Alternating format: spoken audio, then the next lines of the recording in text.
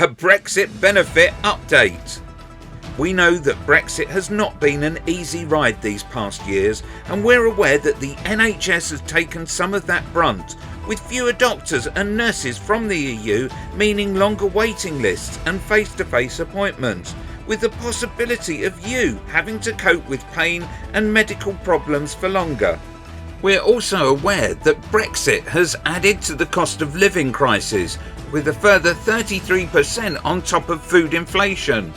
Added to the list of things that we're aware of is that queues at airports and at ports have gone up, creating holiday misery for many. And it would be wrong not to mention declining standards and rotting foods arriving unchecked through Dover.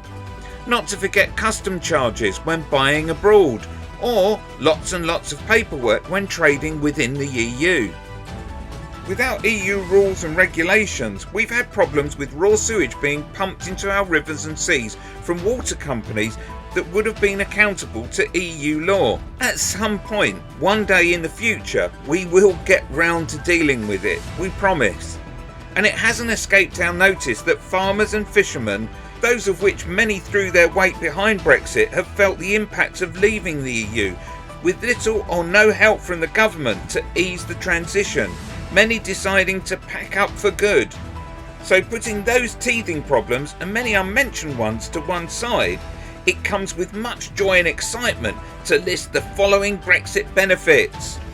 There's our new blue passports, and oh yes, and getting the COVID-19 vaccination slightly earlier than other countries. Although it has been pointed out that we could have still achieved that if we were still in the EU, so we can't really include that one.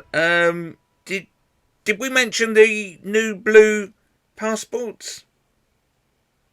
Click here for a levelling up update.